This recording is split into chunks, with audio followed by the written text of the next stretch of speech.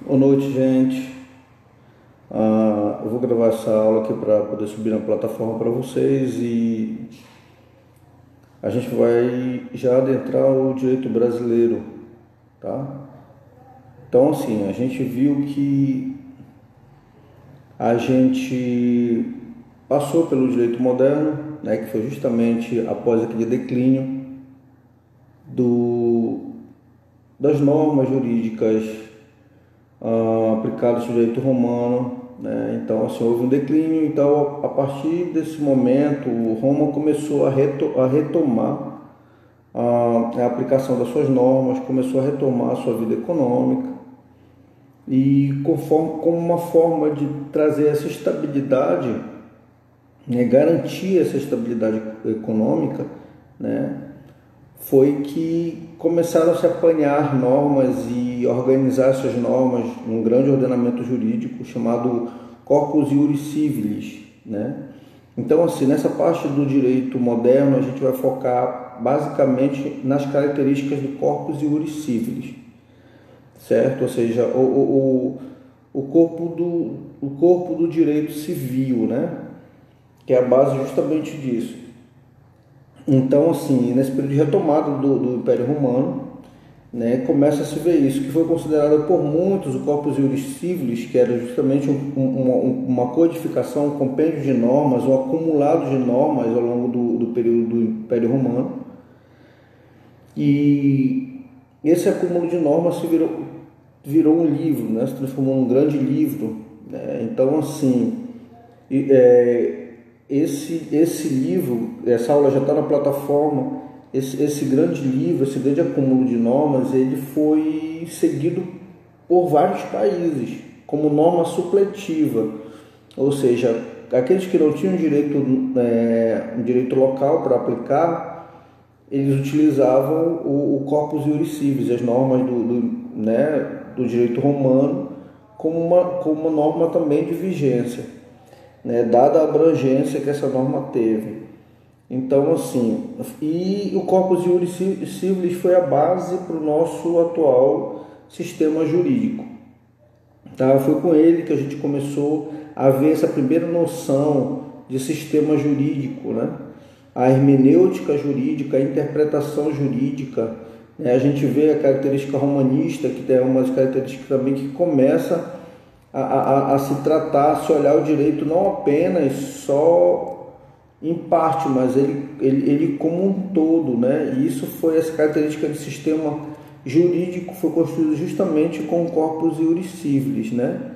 Então, essa ideia do direito na escolástica, que era justamente a escola que começou a se trabalhar essa visão do direito não ser visto só apenas como partes separadas, mas como um só, como um corpo jurídico só.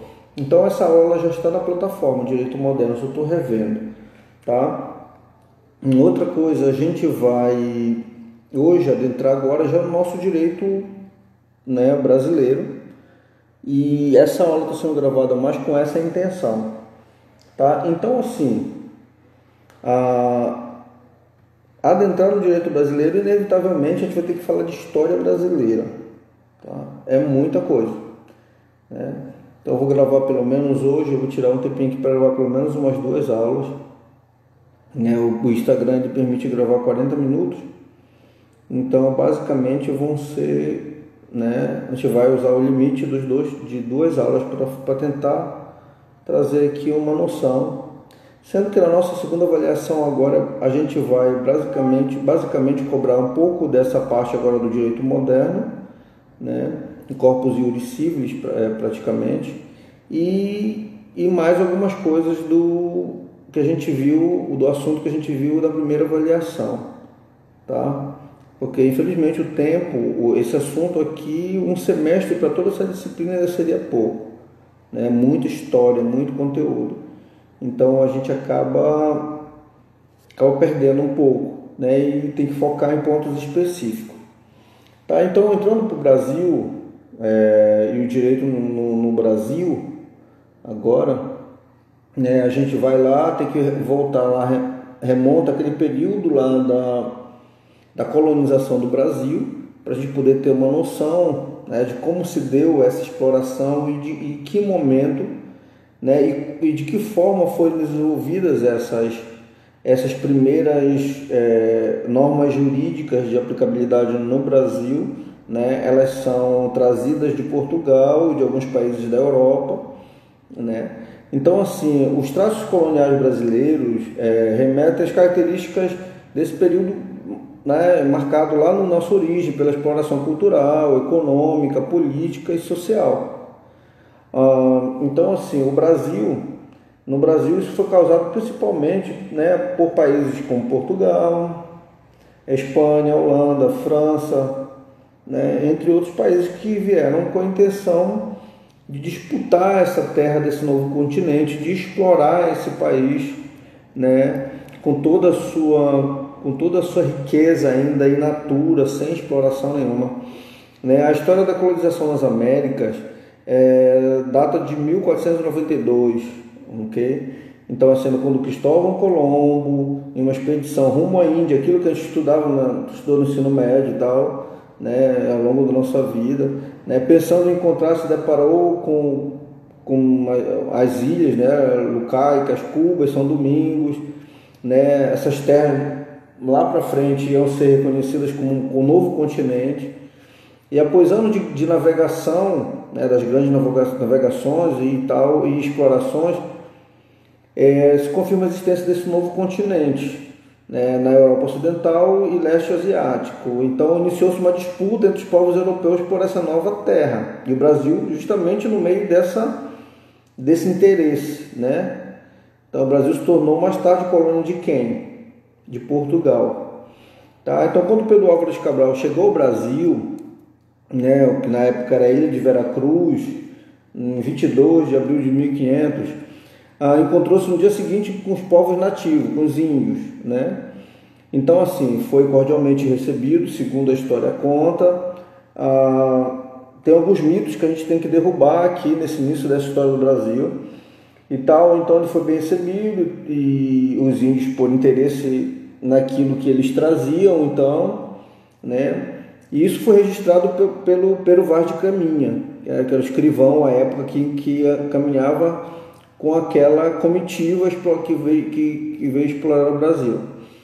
Né? Nesse acontecimento do início do período colonial aqui no Brasil, foi marcado inicialmente por um processo de intercâmbio cultural entre europeus e os povos indígenas.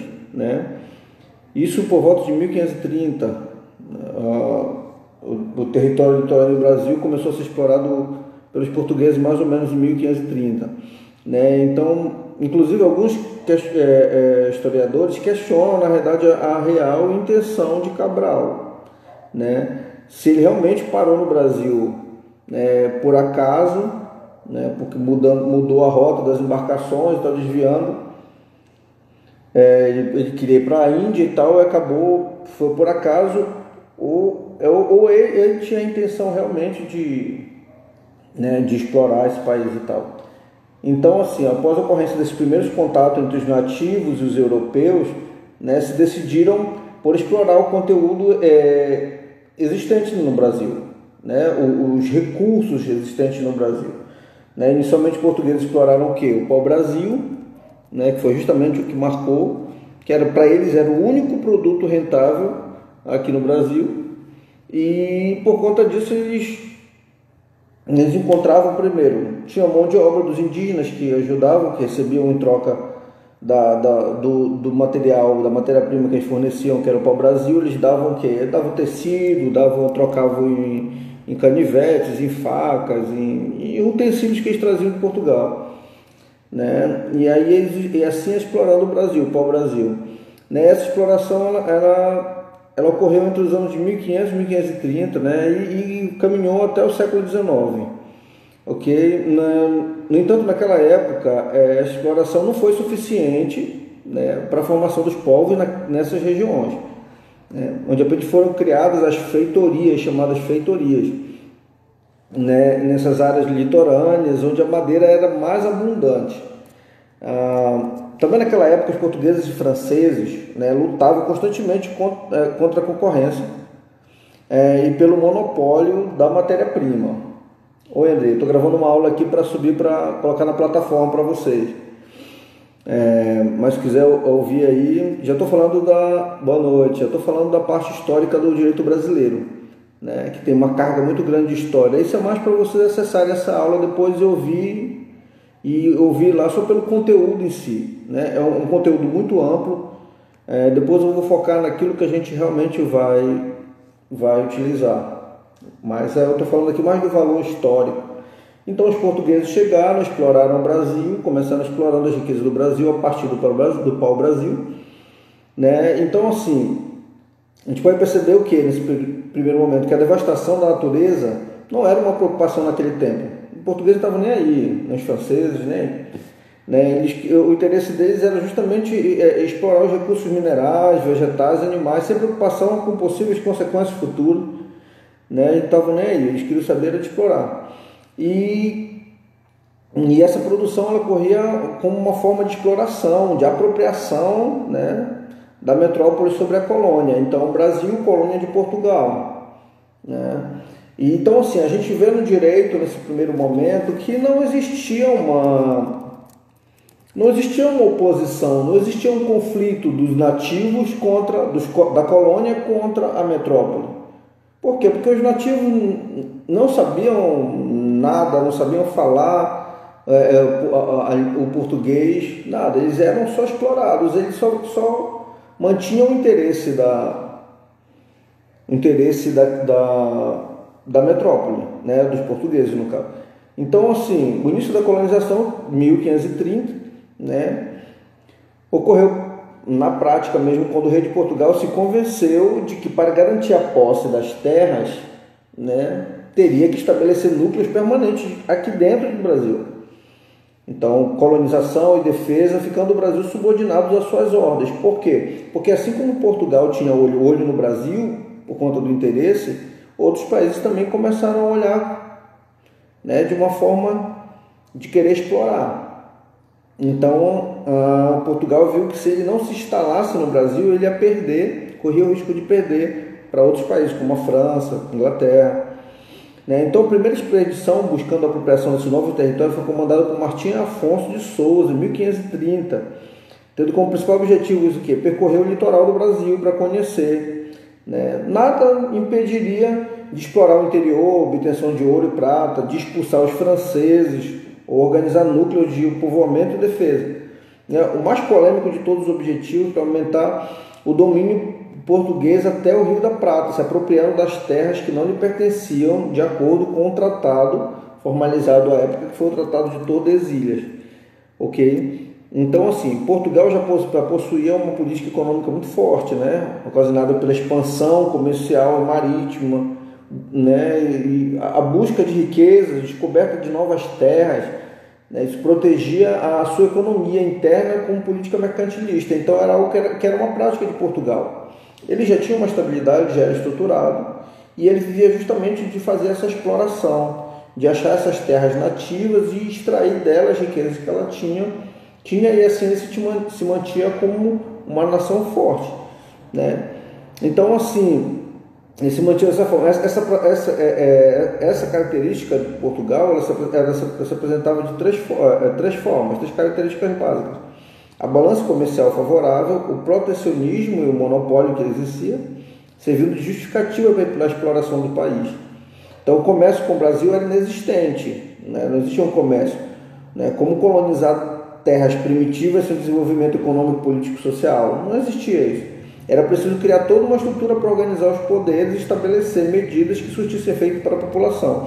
E aqui a gente começa a ver os primeiros traços do direito, né? Assim, o primeiro produto a ser produzido no Brasil foi o açúcar, né? A gente estudou isso na história e tal.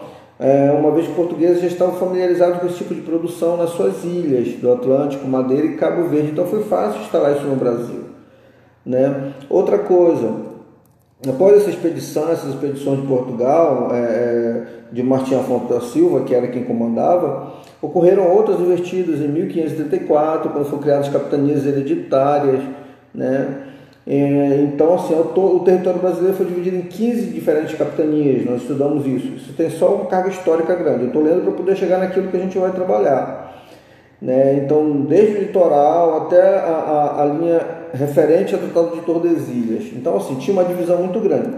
Aí é que começa a se organizar o nosso direito, se a gente for começar a perceber, porque posteriormente a criação no Brasil de um tribunal de relação, né, consolidou-se de uma forma a administração da justiça. Começou a existir, na realidade, aqui no Brasil, por conta, né, da necessidade de se estabelecer uma organização jurídica para que eles pudessem criar normas que dessem proteção, né. Começaram a se ver no Brasil alguns inícios, alguns traços iniciais do direito. Então, aqui havia um documento no Brasil chamado Carta de Foral, né? Que era justamente pela essa carta de doação, o rei concedia uma administração perpétua e hereditária ao capitão nonatário.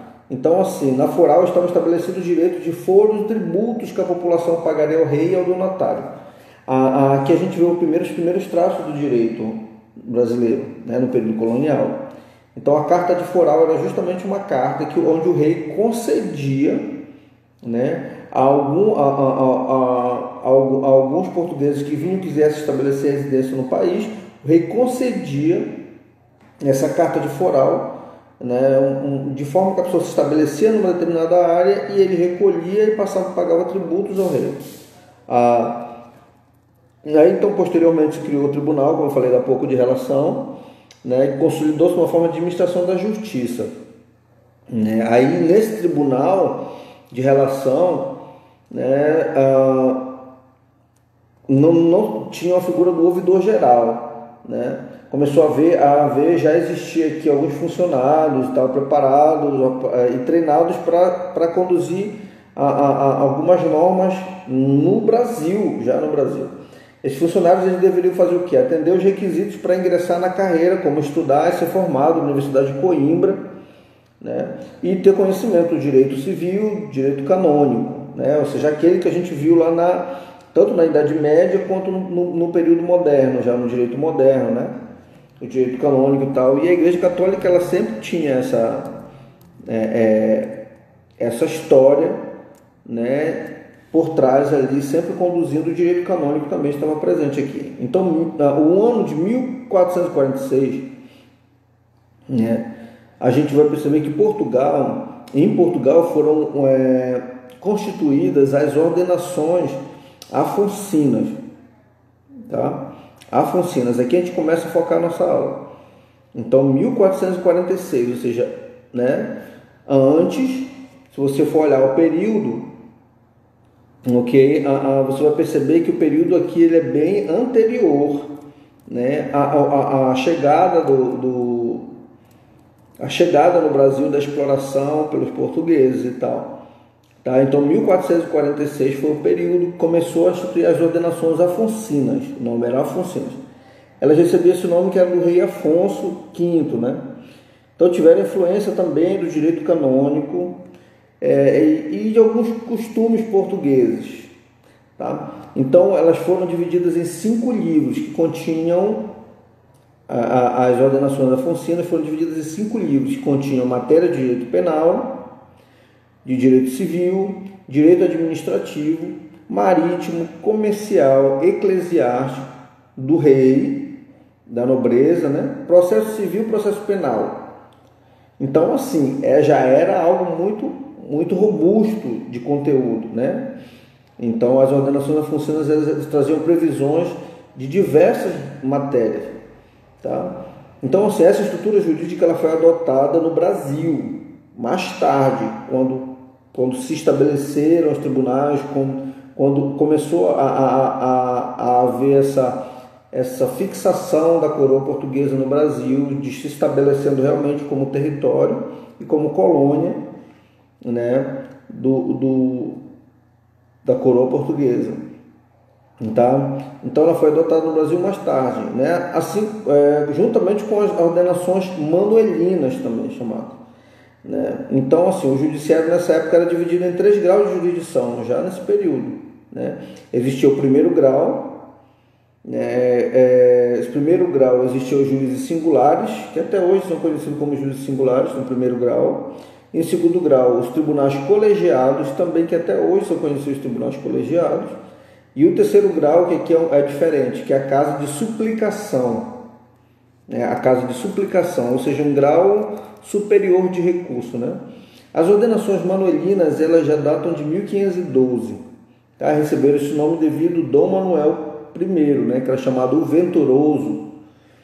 Elas tiveram influência de leis extravagantes, ou seja, de leis fora de Portugal, né? Além de reunir as ordenações afoncinas, e eram também constituídas por 2 matérias principais, o direito marítimo, né? E os contratos mercantis.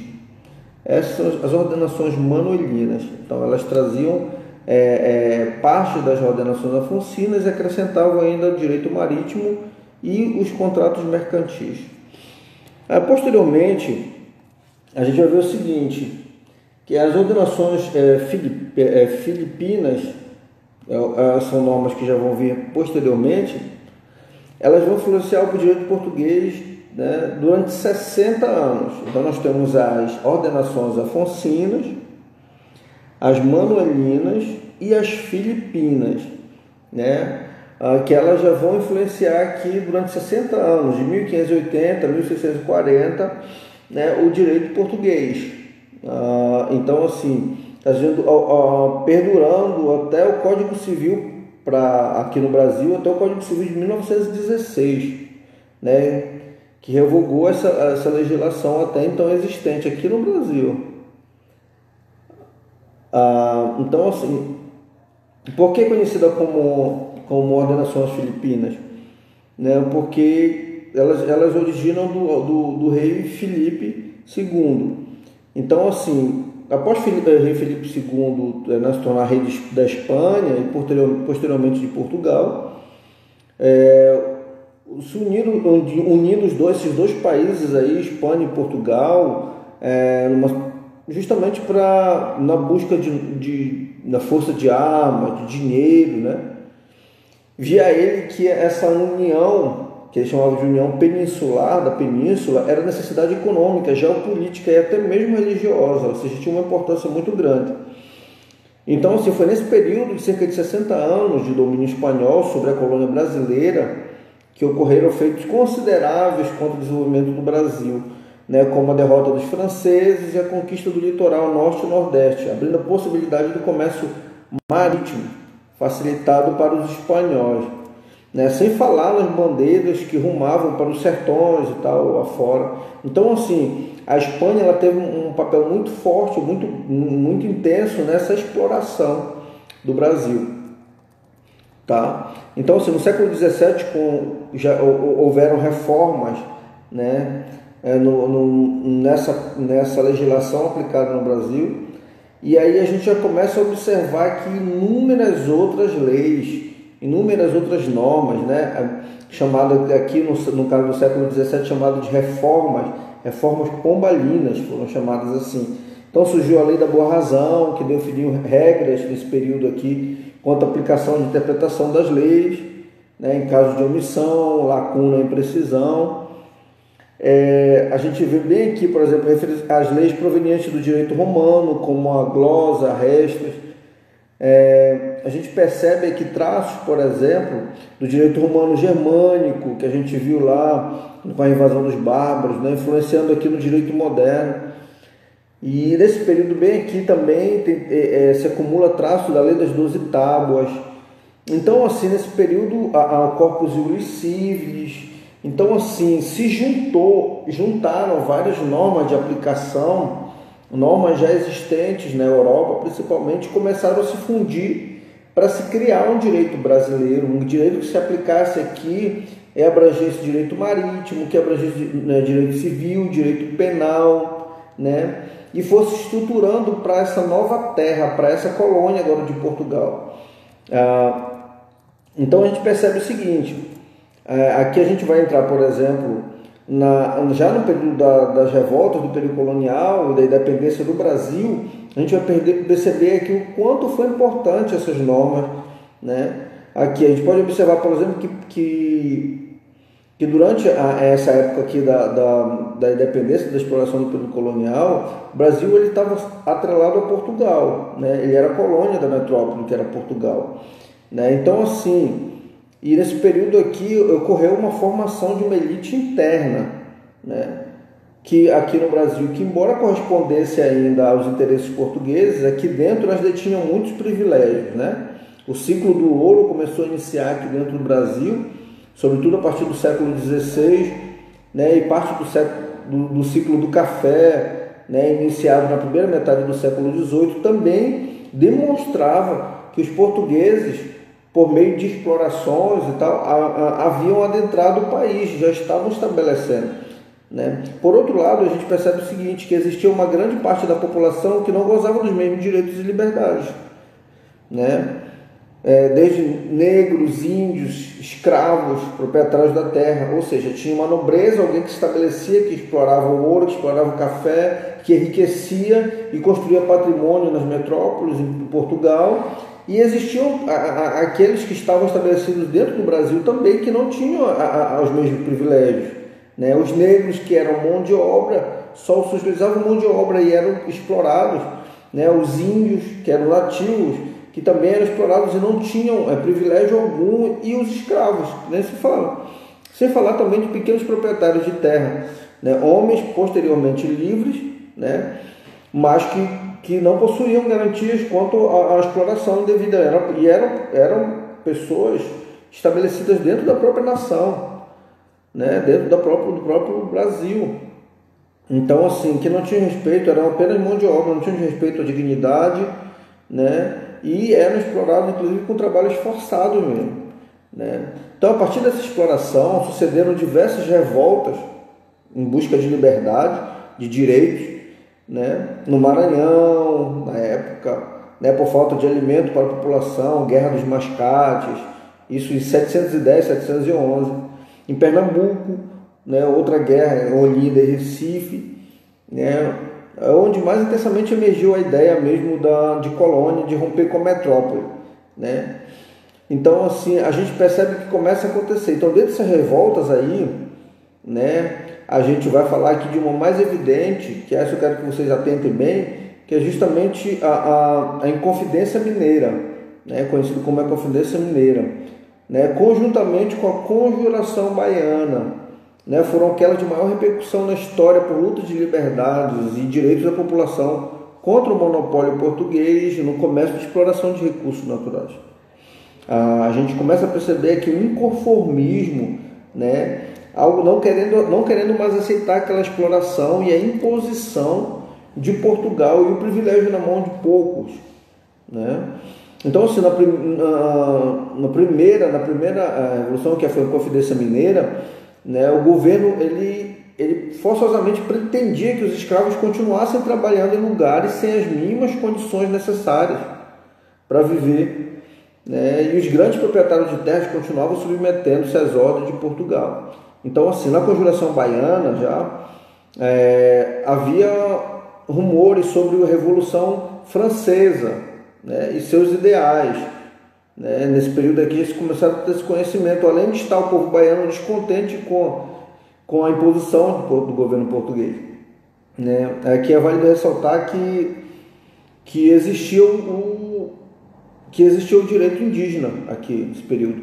Né? Embora não seja objeto do nosso estudo aqui, mas assim, é importante a gente compreender que esse direito ele foi suprimido. Né? Os indígenas eram os titulares da terra, eram aqueles que já estavam, eram os nativos, né? Então, assim, tinha o direito deles que eram totalmente violados por Portugal, né? Nesse período aqui de colonização. Então, assim, esse direito foi suprimido. Aquele que explorava, que eram os portugueses, eles não estavam nem aí, eles não justificavam, eles simplesmente utilizavam-se das forças que tinham, né, muitas vezes do poder de influência, né, e da proteção que tinham, né, de armas e tudo, para poder se estabelecer, e com isso ele ia explorando tanto os negros quanto os indígenas, quanto os escravos da época também, né.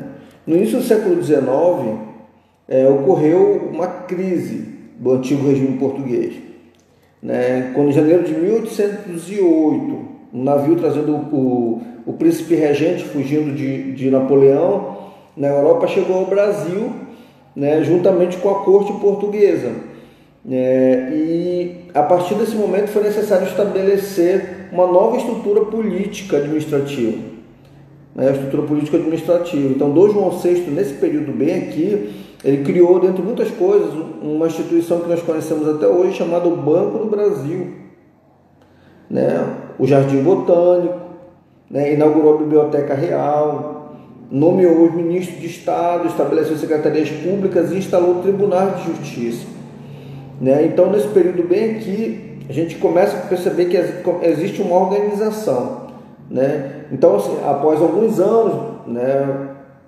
voltou a Portugal, né, e seu filho, Dom Pedro I, no caso de 1822, decretou a independência do Brasil. Tá? Os portugueses pretendiam recolonizar o Brasil e intencionar resgatar antigos privilégios para a burguesia metropolitana, né? Que se manteve a escravidão após 1822. Então, assim, dentre os diversos motivos da independência, predominou aqui a necessidade dos portugueses de resguardar a sua hegemonia interna, né, de garantir, né, além de procurar expandir o comércio, de continuar explorando o Brasil, né, e outros países, né, em busca dessa liberdade econômica.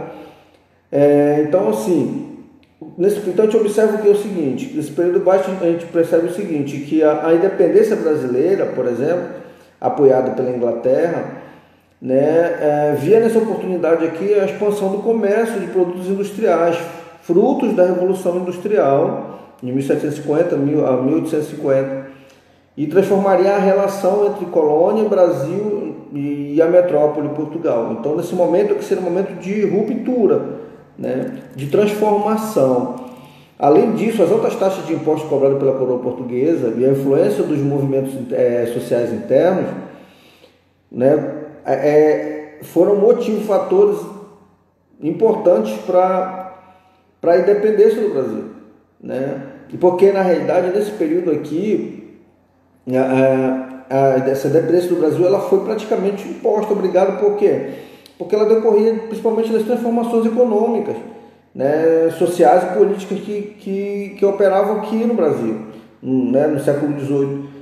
E justamente o aguçamento dessas contradições em que essas mudanças provocavam no objetivo da metrópole, dos interesses de Portugal. Então, assim, o mundo todo estava começando a se organizar de uma forma diferente, né? De uma forma, a Revolução Industrial acontecia e o Brasil ainda se mantinha explorado por Portugal como uma colônia, com toda a possibilidade de crescimento, com toda a possibilidade de expansão, né? Então, a independência do Brasil, ela não tinha como não acontecer. Tudo foi conduzido para isso, porque Portugal apenas queria manter o privilégio, sugar e manter o privilégio, né? Enquanto no mundo todo você via uma revolução, né, buscando justamente uma expansão industrial.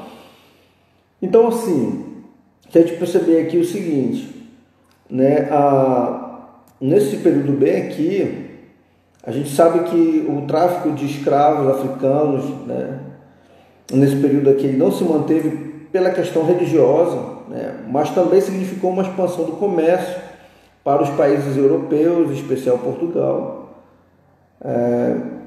E, por outro lado, a independência ela significou para os escravos, em geral, para a população das camadas mais desfavorecidas, a possibilidade de abolição do preconceito da cor, o ensejo de se obter condições materiais, né, ou econômicas, no mínimo, melhores, né, das que possuíam, além, é claro, de uma transformação mesmo social, advindo das condições, de novas perspectivas, né, de nova condição de vida. Então, assim, a gente entra agora aqui na história do Brasil no período imperial, do direito brasileiro no período imperial. Eu não sei até onde vai dar para a gente levar o nosso vídeo, mas a gente vai levando até onde der. Então, esse período aqui foi dividido em 3 fases, tá? Na história do direito aqui no Brasil imperial brasileiro. Esse período foi dividido em 3 fases. A primeira dela é o primeiro reinado, né? O período inicial do Brasil, o Império entre os anos de 1822 e 1831. O período regencial, né? De 1831 até 1840, né? Então, governado por governos regenciais. E o segundo reinado, né? Governado por Dom Pedro II, ok? Tá? Eu vou encerrar o vídeo bem aqui para poder dividir em 2 partes, guardar essa parte mais histórica para esse vídeo, e aqui a gente já vai entrar na história do direito do período imperial, né? Essa parte aqui a gente já vai trabalhar no outro vídeo para ficar dividido de uma forma mais fácil para estudar, ok?